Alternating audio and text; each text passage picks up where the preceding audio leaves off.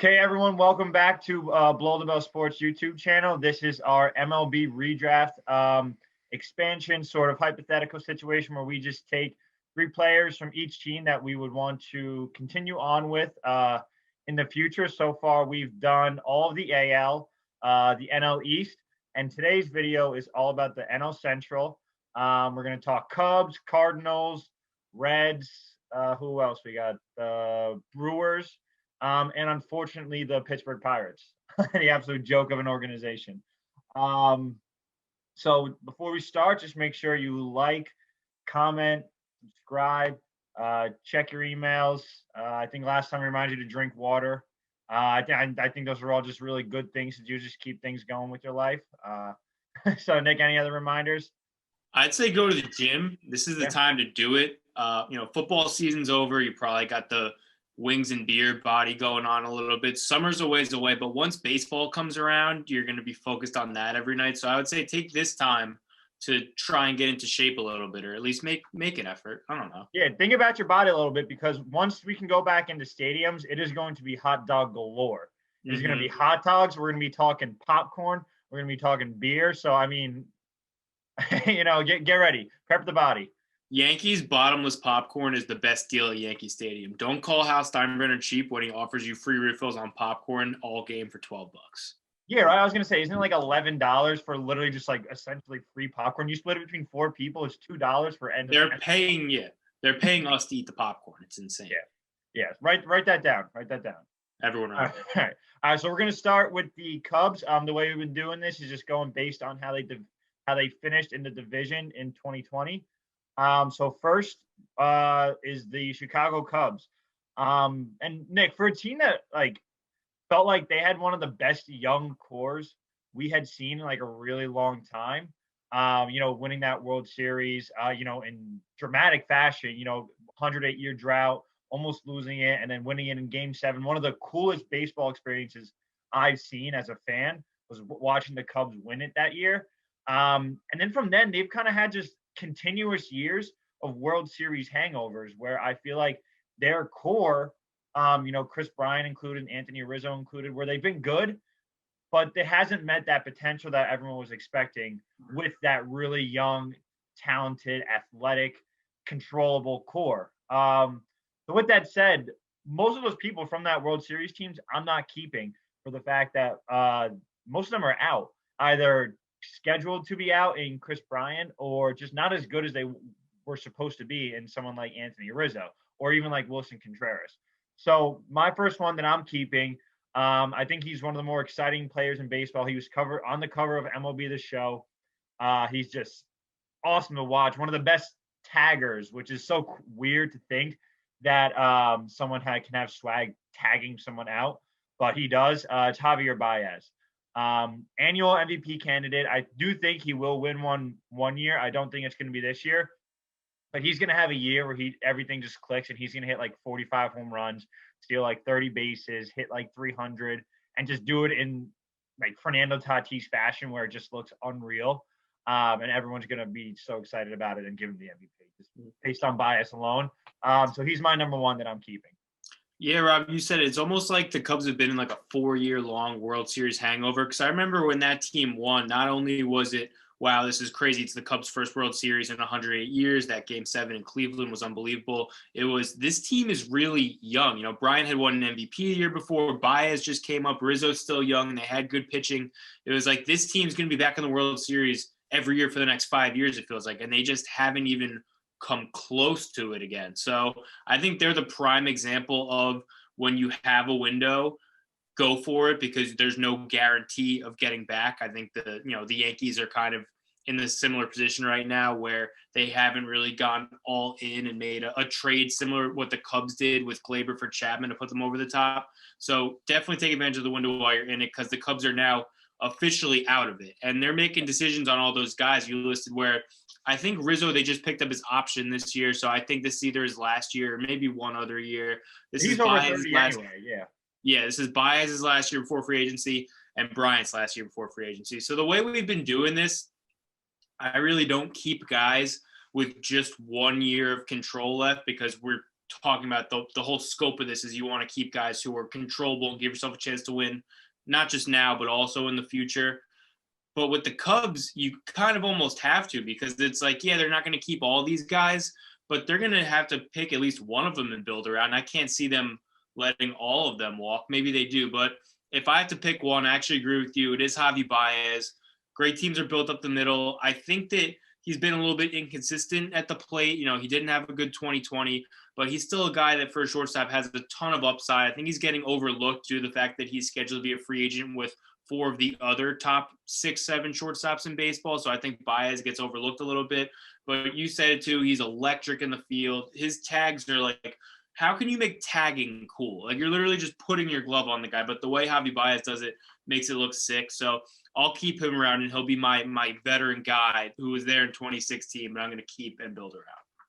Yeah, you said, I mean, how do you make tagging look cool? I feel like it's the one thing that, like, you can't do no look. And because like you have to see where the person is. Like, it's not like behind the back passes or anything like that. You can kind of have an idea. I feel like you need to see where the person is sliding to tag him, and he just doesn't look at the time. And I that's so cool. So the swag aside, he does have a lot of upside. Like you said, he is going to be a free agent. But I agree totally. They're not going to keep everyone, but I mean, they have to keep somebody. Like when it comes to a rebuild, like, you got to build around something, whether it's prospects or guys that are already major league ready, and he's obviously one of the best players in baseball. So he's my number one I'm keeping. My second one, and I past this, I had a lot of trouble with the Cubs. Yeah, same. Because it's like all these guys that it's like, okay, are they going to keep them? Or are they even like that talented? So, I mean, I went with Kyle Hendricks as my number 2. You guys are really big on Kyle Hendricks. I think he's one of the most underrated pitchers in baseball. He does have the ability to be an ace of a staff. He is on the older side, though. He's over 30. But I think that the way he pitches, it's similar to Maddox was. You know, obviously he's not Greg Maddox level and the success that he had, but he can pitch for a long time. He can pitch for another 5 or 6 years, I think. Just because he's not velocity, he's movement driven, late movement, and he hits spots. So he can avoid like having to. He can go into old age much better than other pitchers have in the past. So I'm comfortable keeping him because I still think he's going to be elite for years to come.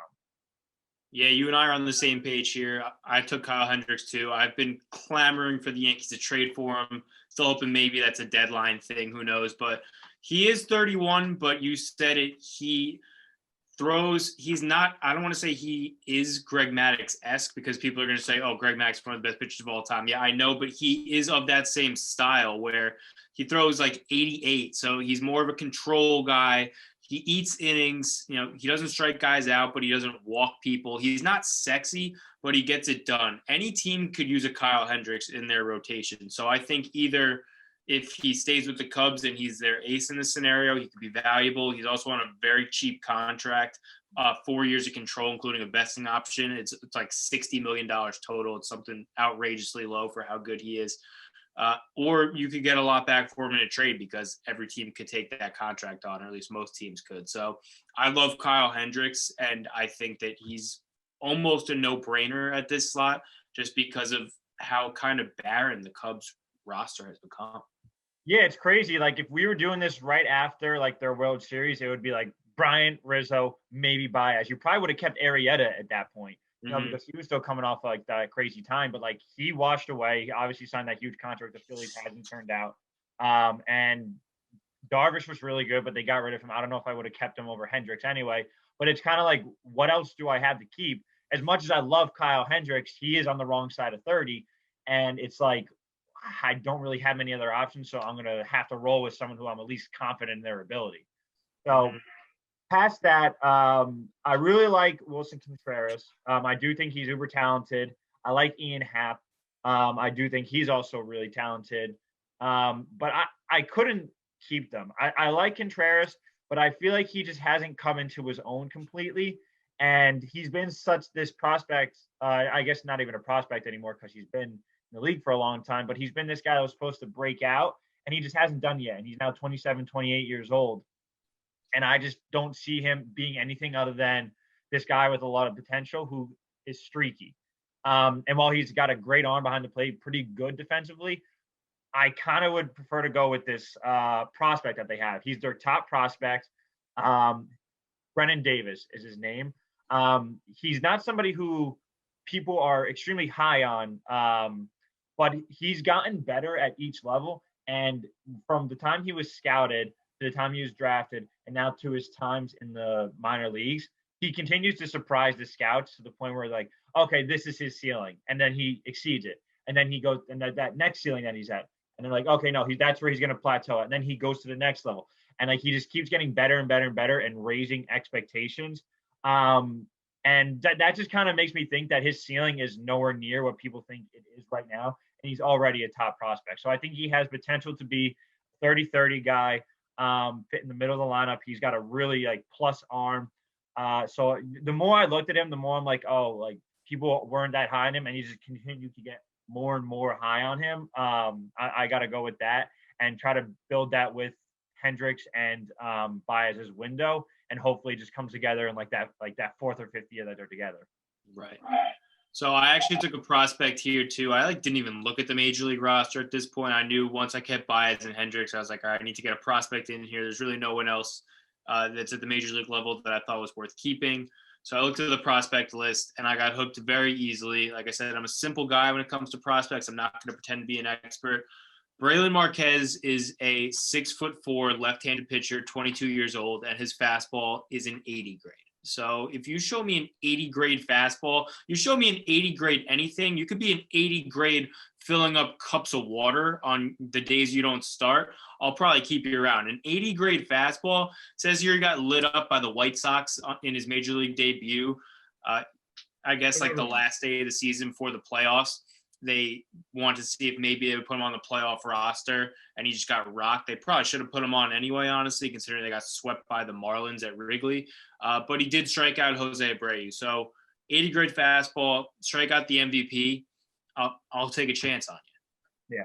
Yeah, I agree. The Cubs prospects I guess it's kind of why they're rebuilding. I would think that they would have been a little better. You know, like obviously that's great. 80 grade fastball is awesome, but like past that, like guy probably doesn't have any secondary pitches. He's probably someone who knows how to throw a fastball. And this Brennan Davis guy is someone who's kind of like, oh, high ceiling, but who knows type thing. So I'm a little shocked to see because I feel like typically they've been a pretty good organization. But I mean, they went for it in 2016 and they got it. So I mean, these are my three. I'm not happy about it though, if that makes sense. No, I think the Cubs are on a definite downward spiral. It wouldn't surprise me to see them back in the playoffs just because I think that division is terrible, but they're definitely an under wins candidate. I think the Cubs this year, especially if you look at that pitching staff, are not going to be a very good baseball team. Yeah, I agree.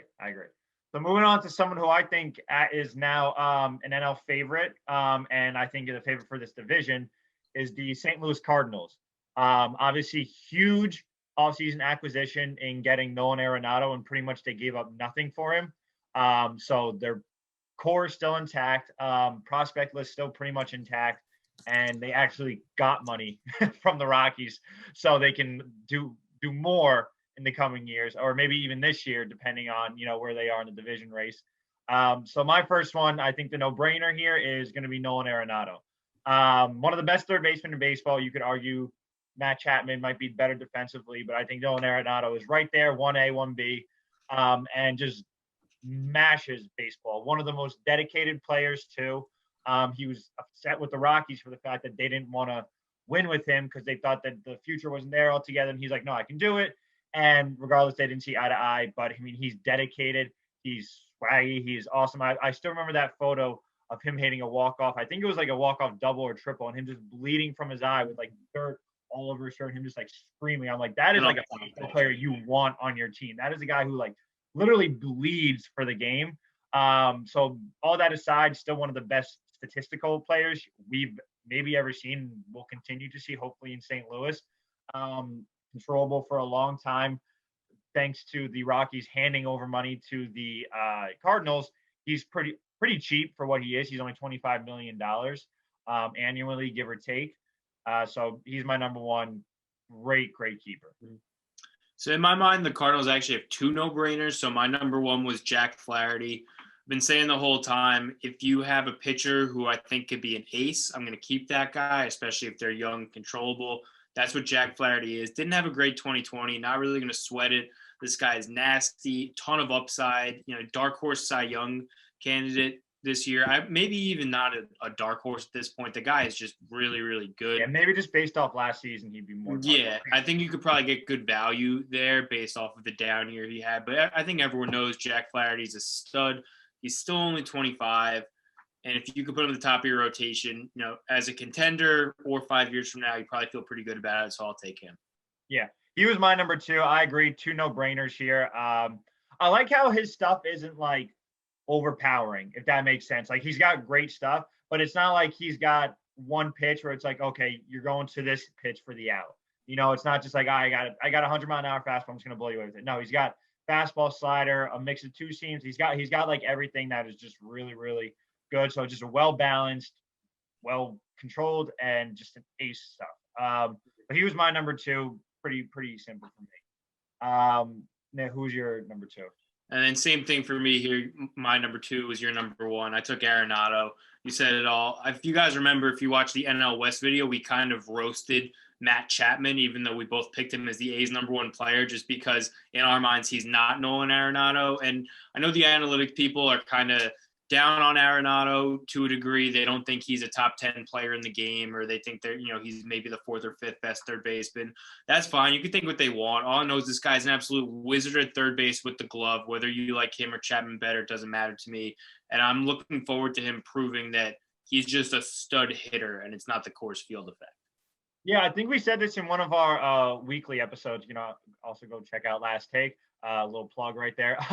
But we said that it's really interesting because we're going to be able to see the exact mix or the exact split of someone who's been successful at Coors Field, and now in Arenado, we're going to get to see if that transpires over to another team and another ballpark and everything.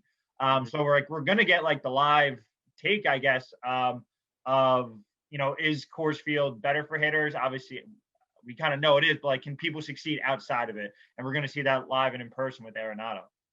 For sure. Yeah. So my third person, I love Paul Goldschmidt, but he is on the wrong side of 30. Like we always kind of say, it's kind of tough to keep players there. And although he was really good towards the back end of last year and the back end of 2019, I just feel like he's shown decline. And there's other guys in this Cardinals organization that I like a little bit more, as much as I love Goldschmidt. And for their win now window, he's great. It just doesn't feel like I want to keep him in terms of long term. I love Jordan Hicks. I mean, I'm one of the biggest Jordan Hicks guy coming off Tommy John. He's going to probably hit 120, 130 miles per hour off the bump at some point in his career. I mean, he's coming off Tommy John right now. He just hit 103. It's just stupid how good he is, how much movement his sinker has, and his slider, but he is a reliever. He throws an inning a game. As much as valuable as he could be as a closer too one day, it's kind of just tough to save for one inning. So I'm going with not the top prospect that the Cardinals have, but their top pitching prospect, and somebody who that they were really excited to keep when they traded for Arenado, is Matthew Liberatore, I think is how you say it properly. Again, not a pronunciation podcast, so let that go. No change. Right now, they predict him to be a mid-level starter, but they do see a lot of upside in him and potential to be like a front-end guy, similar to like what Bumgarner was in his prime with the Giants. They kind of see that comparison. He's got multiple pitches, and he's like 6'6", like just like stupid big. He's the Cardinals' top pitching prospect. So super high ceiling, big lefty, not something you see out of a starter a lot. Like, you kind of see that in Andrew Miller. But, Madison Bumgarner was kind of like that unique situation where you get to see that. You get to see someone like Randy Johnson was in the past. Obviously, don't want to make that exact comparison, but the peripherals are there. So I'm going with him. I'm hoping to build that future with Arenado and Flaherty and put that with Liberatore once he's ready to go, which should be this year or the year after. But he's my third. Yeah, you and I are on the same page. I took him too. I think it's Liberatore. It doesn't really matter. I'll figure it out eventually. I did like that It said, yeah, even though there's no pitches that might blow you away, he could have 3 or 4 above average pitches by the time he gets to the major leagues, which is pretty cool. Definitely a guy they're high on. I like to pay attention to guys that teams are unwilling to trade, where maybe even if the league or MLB pipeline doesn't value them as a top prospect, that a team is very high on because they've had him in their system and want to keep him. So I think he's got a lot of upside. You pair him with Arenado and Flaherty, and those are guys that could all help your team out for the next good part of the next decade. Yeah, so Cardinals look really well set up, speaking in reality, to win now and win in the future. So I like their chances. Agreed.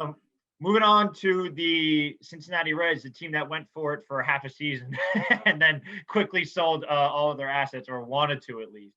I think the first one for me came out to be pretty much a no-brainer.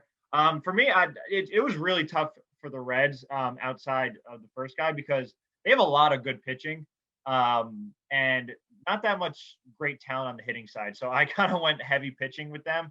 But my first one is the guy that everybody thought was going to be a Yankee, or at least prayed to the baseball gods would be, Luis Castillo. Just crazy peripherals, amazing changeup, which I love when a pitcher has an out pitch as a changeup, because it's not something that you see as often. Typically, it comes out in the form of a curveball or a slider. But when someone's strikeout pitch is a changeup and it's as good as Castillo's is, that's something that's such a huge differentiator from a starter that I absolutely love to see. I wanted the Yankees to get him so bad, but for the Reds, he's my number one keeper.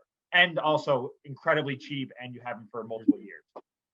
Yeah, Castillo's a no-brainer here. Another guy, just like you, I really wanted the Yankees to trade for. He's actually a candidate where maybe if the Reds are bad enough, maybe they can work something out, just because he's so cheap that he actually would still keep the Yankees under the luxury tax, I believe. So he's an ace-level pitcher.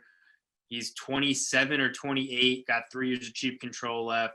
If you look at the Reds, like you said, they went for it and they just plummeted. They got shut out in the wild card series by the Braves. So if you look at that roster, there's one shining jewel, and it's Luis Castillo. Yeah.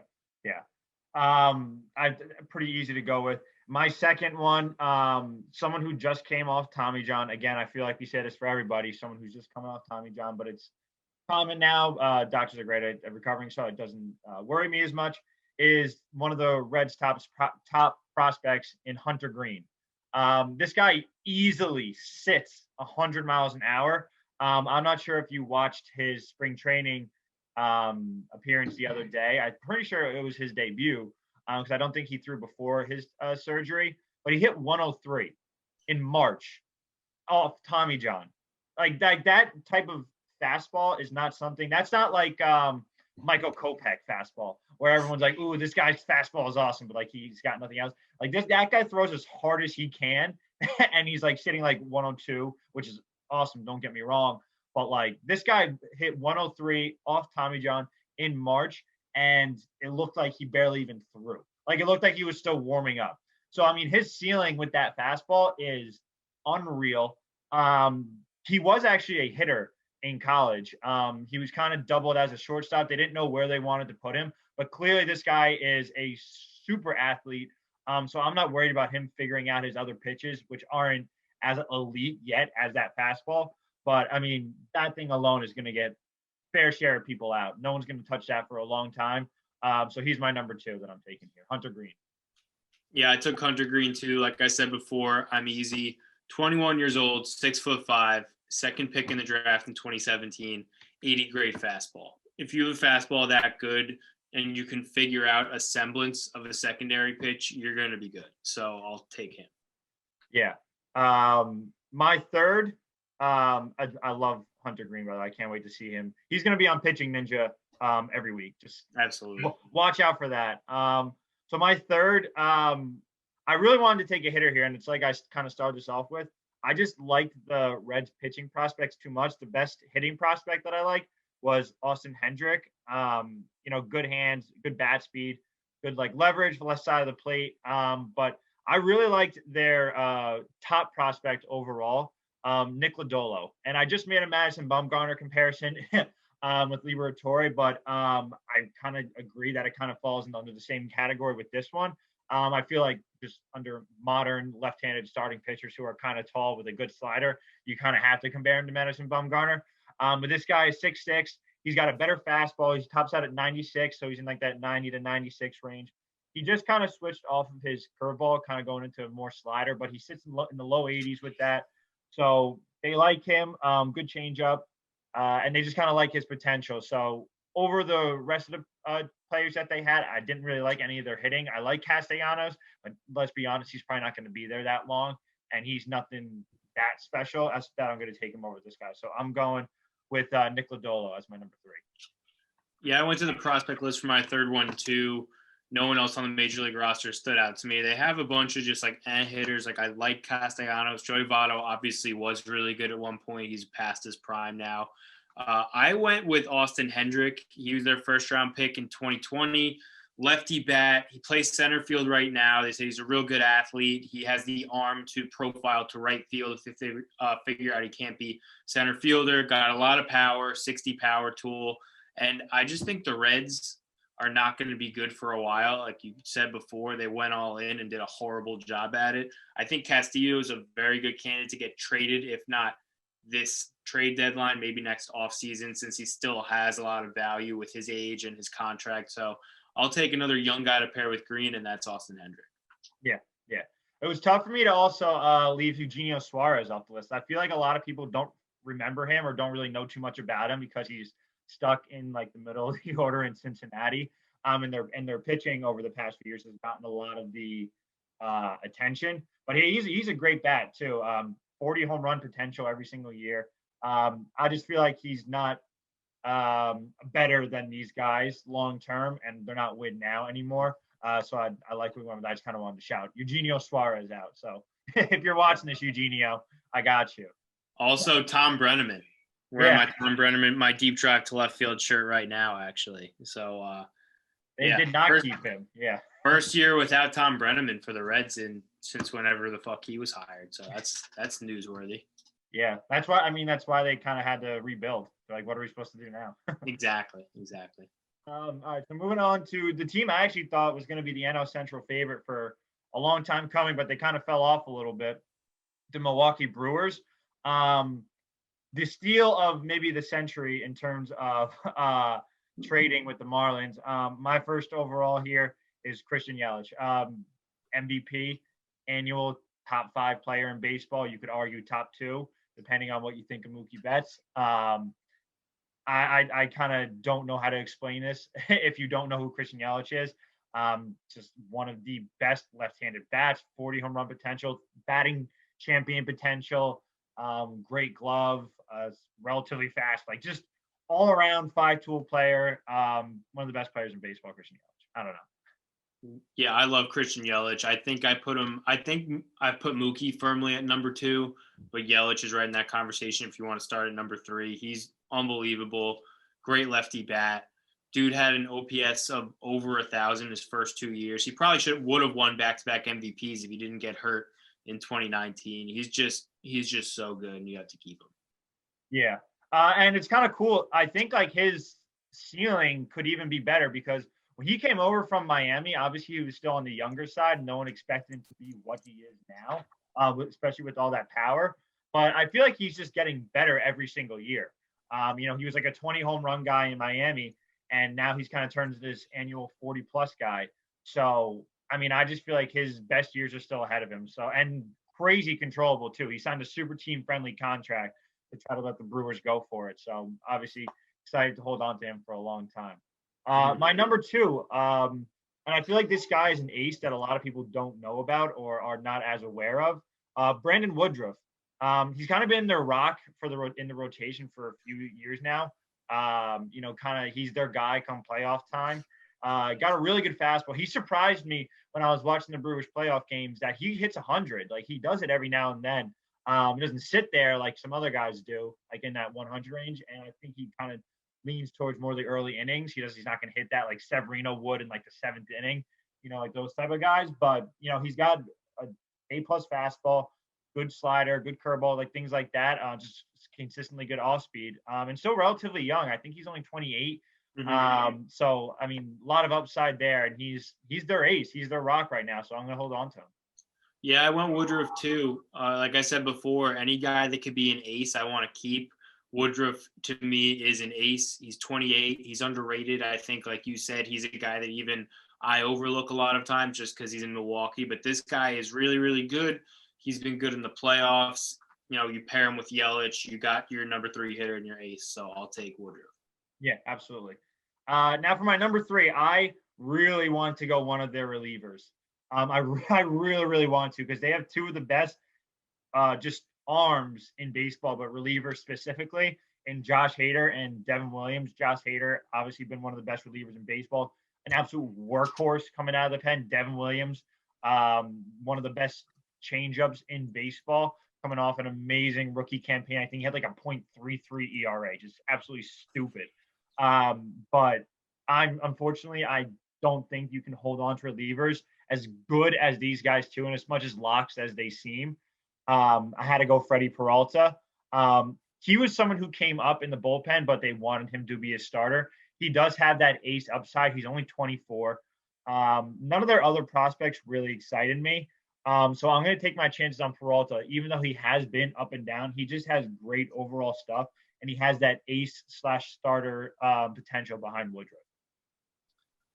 Yeah, so I didn't think I was going to take a reliever throughout the course of this, but I had to go with Williams. Did he win the Rookie of the Year? He did, I right? think he did. Yeah, he did. So his ERA was stupid, .3. Rookie of the Year, he like barely gave up any runs. He's 26, and his peripherals are actually insane. Exit velo 98, expected ERA 100, hard hit 93, expected batting average 100, strikeout percentage 100, expected WOBA, expected slugging 100, 100, whiff percentage 100. Like he was arguably the best pitcher in baseball last year if you just look strictly at the peripherals. Like this guy is so good. He's so young, and I don't really trust Josh Hader. Not that he isn't amazing and one of the best relievers in baseball. I just think the way they use him, there's a lot of mileage on that arm for a hard throwing reliever like that. I could see him starting to break down sooner rather than later. So give me the guy that's fresh. He's only thrown the 60-game season and he's nasty. So I'll take Devin Williams. Yeah, it was tough for me to leave him off the list because when we started doing just this YouTube thing in general, Devin Williams was finishing his season, and I was like, this is just unreal watching this guy. That changeup has potential to be the best changeup in like baseball history. Yeah. That thing moves like 15 feet. Like it is. It's better than Castillo's. It's like it's just stupid how he's going to use that. How much, and that's not something that like hitters can adjust to because no, it's literally just too good. So crazy. Yeah, just wild. So those are my 3 guys for sure. Moving on to the shit stain that is the Pittsburgh Pirates. I mean, Nick, I have prospects that like are good, but I mean, let's be honest, like whoever we name here is probably just going to get traded at some point anyway when the Pirates start their rebuild once again. Like I like Nick Gonzalez. He actually was a Cape Cod League MVP. They say he has much pure hitting ability as just about any bat in the 2020 class. I know you like Brian Hayes, Gold Glove potential. They got Cole Tucker. He's dating Vanessa Hudgens. That's awesome. But let's be honest, none of these guys are going to stick around because the Pirates don't know how to run an organization, and they're going to trade all these guys away at some point. Yeah, I'm nervous to even name people here because if anyone with the Rays is watching this video, they'll just trade for them and fleece the Pirates immediately. So, yeah, I like Brian Hayes. I like High School Musical, Vanessa Hudgens. That's cool. Cole Tucker seems like a good dude. I'm not going to prepare a prospect list for a team that is legitimately the worst run organization that I've ever seen. They don't spend money at all. They trade everybody. The list of players, they traded Glasnow and Meadows for freaking Chris Archer. They just traded Josh Bell. They traded Cole. They've literally everyone they've traded. They just traded Tyone. Anyone with a semblance of a pulse that's on the Pittsburgh Pirates gets traded. Joe Musgrove, another one. So this team is just an absolute joke. They're everything that's wrong with baseball and that they're hesitant to spend money. And then not only that, but they don't have a good front office like the Indians or the Rays where they can have enough talent on the roster to keep them competitive. They just bring up like 1 or 2 talented players at a time, and then they get traded. It's actually insane. I feel like the Pirates are still riding the Andrew McCutchen high. Do you know what I mean? Like they Yeah. thought that his MVP season was going to last like the next like 20, the next like 20 years and be like, all right, fans are satisfied for a little bit. Let's save as much money as we can because we got our MVP. So let's just roll that high out until like the next 20 years while they just try to figure out whatever the hell they're trying to do with this organization. How many times did they make the playoffs with those teams? I'm looking that up right now. They were there in 2015, which does not sound right. I can't believe that it was even that recently. It's crazy. They made the playoffs 2015. Holy, okay, so they lost back-to-back wild card games in 2014 and 15, and they lost in the NLDS in 2013. Was that after they won? Yeah. Oh, they won the wild. So they were in 3 wild card games in a row. Holy shit. Yeah, no, I remember when they had that little like peak of theirs, but think about like that team and like who was really like good on it. Like it was McCutcheon's team 100%. But like that really wasn't like a team that they spent money on and went for it. They got lucky that I don't want to say lucky because McCutcheon obviously put a lot of hard work in to be as successful as he was. But like they got lucky that McCutcheon turned into an MVP candidate. You know what I mean? So they just rode that high, and I guess they're just hoping for this to just keep happening while they just keep a payroll under 40 million for the next 10 years. I just feel like however good these guys turn out to be, these prospects, Nick Gonzalez, Brian Hayes, Cole Tucker, even O'Neal Cruz, like these guys, they're going to trade them because they're just always trying to save money. It feels like they're just so bad. I don't know who bothers me more, them or the Angels. It's tough. I think them because they're horribly run and they don't spend money. The Angels are at least trying. They have like an innocence about them. The Pirates know that they're just screwing over their fans, and at the same time they can't make a correct decision. So the Pittsburgh Pirates are just an absolute shit stain on Major League Baseball. Yeah, one of the cooler stadiums, though. I will say, cool stadium. Yeah, no, I need to get there. It looks awesome, but yeah, it's a shame that they actually don't get a baseball team to play in it. Yeah, maybe one day. Maybe the one day they'll live up to the rest of Pittsburgh sports, but it doesn't seem like it. Not today. I will say though, one of the best players ever comes from that organization, Roberto Clemente. So yeah, I guess we're riding the McCutcheon high and the Clemente high all the way. We're talking about decades ago. literally black and white photo. Yeah, half a century. Yeah. All right. Well, unfortunately, that's the whole NL Central. I'm super excited to see what the Cardinals can do. I think they're my pick for actually winning the Central this year, but I think the Brewers, dark horse too. So next video, look out for the NL West. One of the powerhouse divisions right now, at least top heavy wise, in the Dodgers and the Padres. The rest of them are just kind of scratch your head at what they got going on with them. But check out for that video. Make sure you check out the rest of Below the Belt Sports YouTube channel. Nick, you got anything? No, it's starting to get warm out. Put me in a good mood, even though we're talking NL Central. I see the grass on my front yard for the first time in like a month, and it's almost baseball season, baby. We're getting there. Yeah, start throwing your bullpens. Get ready. Yeah. All right, we'll see you guys next time. Later, guys.